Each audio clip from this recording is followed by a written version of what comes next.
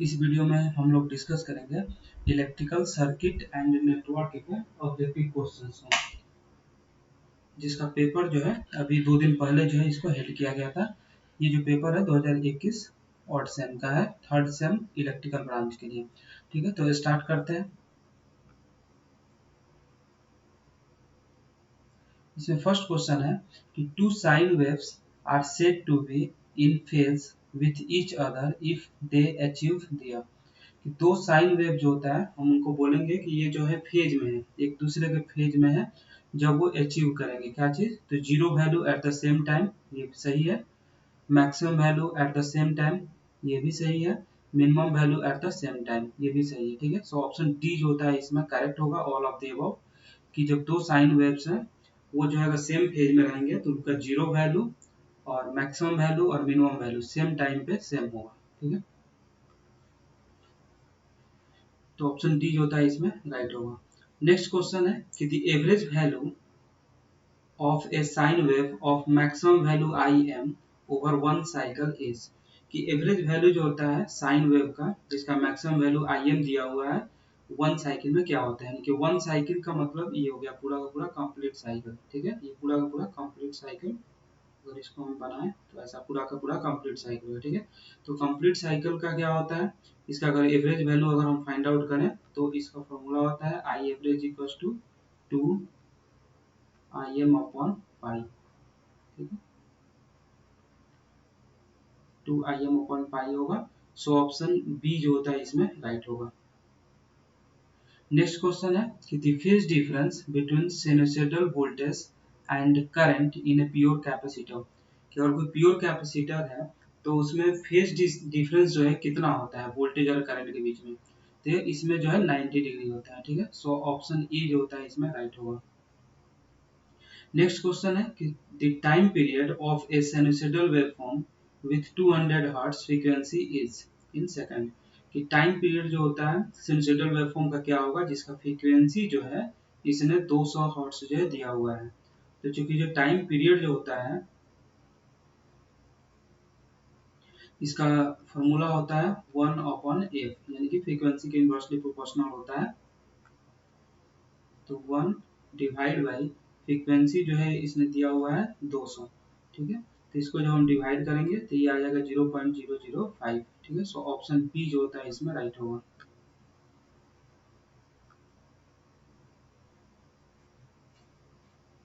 Next question है कि the peak value of A sine wave is 400 volt.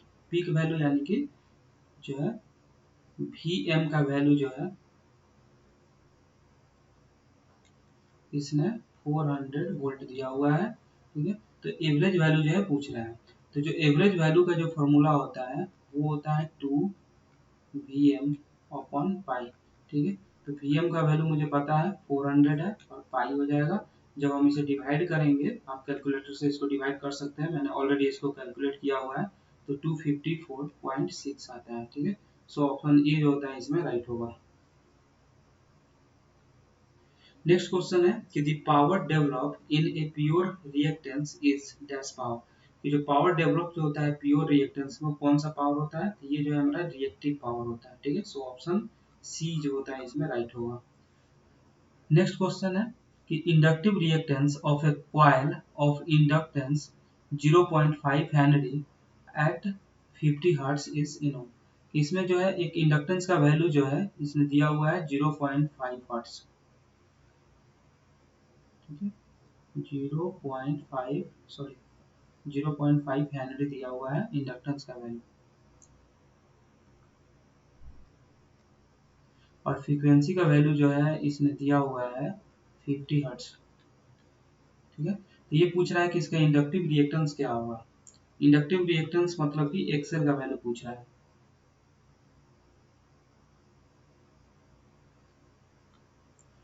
तो चूंकि हम जानते हैं कि एक्सएल का जो वैल्यू होता है ये होता है 2 पाई एफ एल।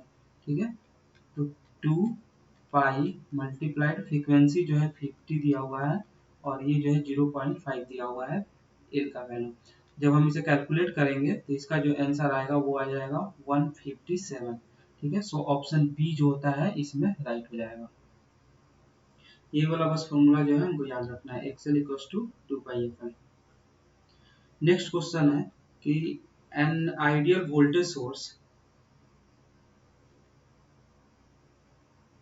हैज, कि जो आइडियल जो वोल्टेज सोर्स होता है उनके पास इंटरनल रेजिस्टेंस कितना होता है। तो आइडियल वोल्टेज सोर्स के पास इंटरनल रेजिस्टेंस 0 होता है, ठीक है। सो ऑप्शन ए जो होता है इसमें राइट होगा। अगर यहीं पे अगर करंट सोर्स पूछता है कि आइडियल करंट सोर्स का इंटरनल रेजिस्टेंस कितना होता है, तो इसका इन्फिनिटी होता है, ठीक है। लेकिन अगर वोल्टेज सोर्स का पूछे तो 0 होता है, तो सो ऑप्शन ए जो होता है इसमें राइट हो जाएगा।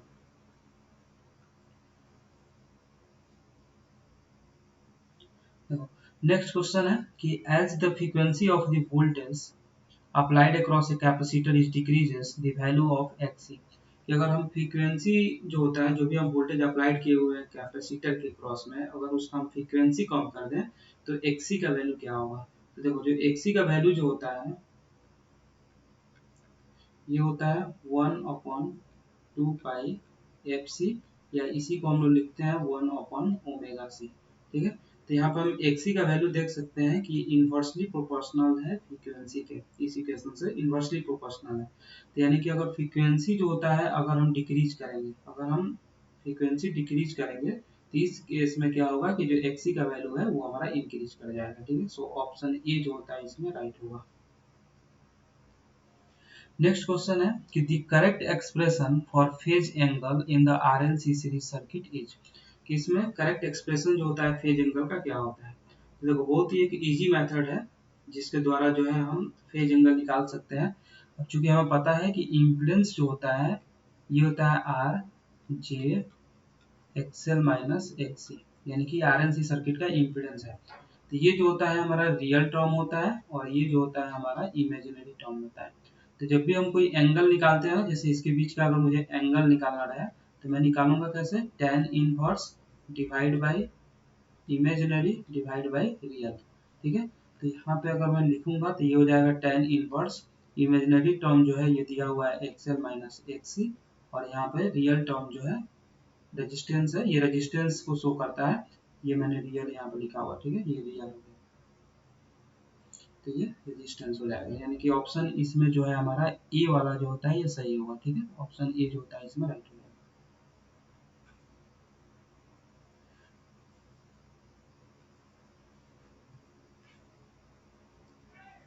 नेक्स्ट क्वेश्चन है कि at resonance in series RLC circuit, means resonance पे जो हमारा सीरीज आरएलसी सर्किट में जेड का वैल्यू क्या होता है। तो देखो जेड का जो फॉर्मूला होता है अभी मैंने लिखा हुआ था कि R plus J XL minus XC, ये होता है इंडक्टिव कैपेसिटेंस, एक्सएल जो होता है सॉरी एक्सएल जो होता है इंडक्टिव कैपेसिटेंस, एक्सी जो होता है कैपेसिटिव इंडक्टेंस, सॉरी एक मिनट, जो इम्पीडेंस जो होता है ना वो होता है R plus J XL minus XC, ठीक है। तो एक्सी जो होता है ये कैपेसिटिव रिएक्टेंस इसको बोला जाता है, कैपेसिटिव रिएक्टेंस, और एक्सएल जो होता है ये हमारा इंडक्टिव रिएक्टेंस होता है,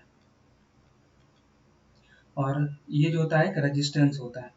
तो होता क्या है कि रेजोनेंस कंडीशन पे एक्सएल जो होता है एक्सी के बराबर होता है एट रेजोनेंस, ठीक है। जब रेजोनेंस पे एक्सएल जो होता है हमारा एक्सी के बराबर होता है तो यानी कि ये टर्म जो होता है किसके बराबर हो जाएगा, तो ये पूरा का पूरा जो टर्म है ये हमारा जीरो के बराबर हो जाएगा। तो यानी कि जेड का वैल्यू क्या होगा, ये रेजिस्टेंस के बराबर हो जाएगा, ठीक है। सो ऑप्शन इसमें जो है हमारा बी जो होता है ये राइट हो जाएगा।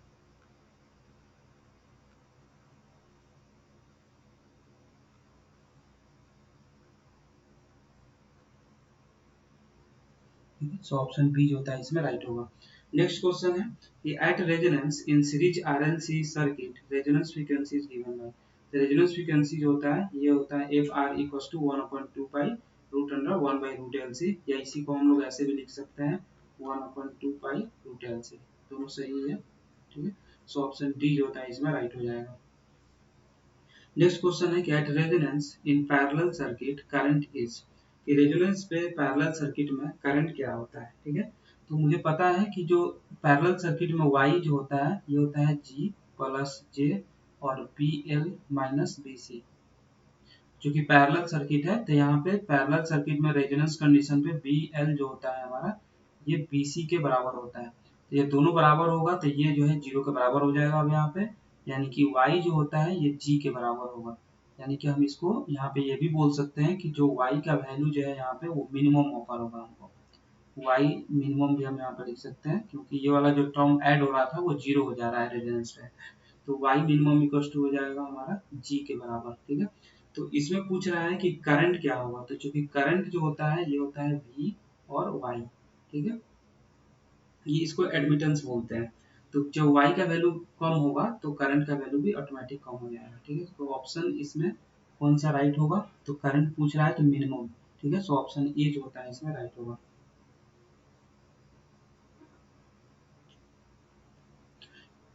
नेक्स्ट क्वेश्चन है कि an alternating current is represented as I equal to 10 sin 314 t, the frequency of the current is. अब इसमें जो है इसका जो इक्वेशन होता है उसको हम ऐसे डिनोट करते हैं Im sin ओमेगा t से। तो यहाँ पे अगर हम कंपेरिजन करेंगे तो Im की जगह 10 दिया हुआ है, साइन हो गया, t की जगह t है और ओमेगा की जगह इसने क्या दिया हुआ है 314।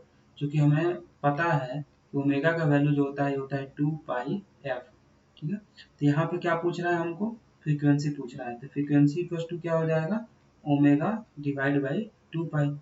ओमेगा का वैल्यू जो है दिया हुआ है 314 और डिवाइड बाई 2 पाई। जब हम इसको डिवाइड करेंगे तो जो फ्रीक्वेंसी का वैल्यू आएगा वो आ जाएगा 50 हर्ट्ज, ठीक है। इसको आप डिवाइड करके देख लीजिएगा 50 हर्ट्ज आंसर आएगा।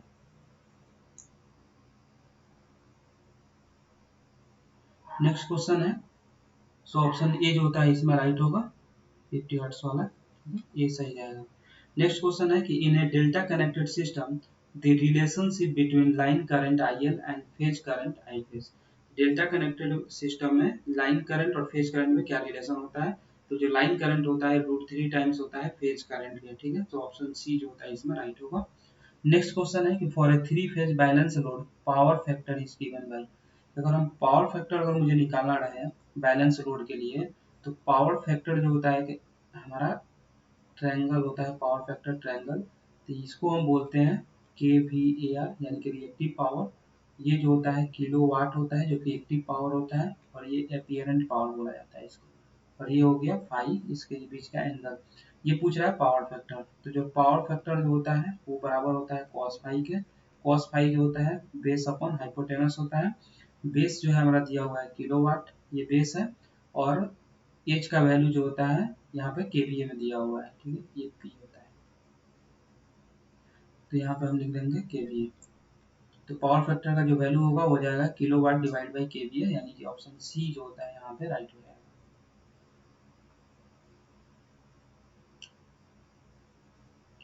Under the condition of maximum power transfer the efficiency is, कि मैक्सिमम पावर ट्रांसफर की कंडीशन के दौरान एफिशिएंसी क्या होता है, तो एफिशिएंसी हमारा 50% के बराबर हो जाता है, ठीक है। सो ऑप्शन बी जो होता है ये राइट होगा। नेक्स्ट क्वेश्चन है कि mesh analysis is based on, जो मेश एनालिसिस जो होता है किस पे बेस्ड होता है, तो केवीएल पे बेस्ड होता है। सो ऑप्शन ए जो होता है इसमें राइट होगा। नेक्स्ट क्वेश्चन है कि in node analysis if there are n nodes in the circuit the number of equations needed to solve the network is, कि नोड एनालिसिस के केस में कि n नोड जो है अगर मेरे पास सर्किट में है, तो जब नंबर ऑफ इक्वेशन जब हम लिखते हैं या सॉल्व करने के लिए, तो उनके पास नंबर ऑफ इक्वेशंस कितने होंगे, तो हमेशा n-1 होता है।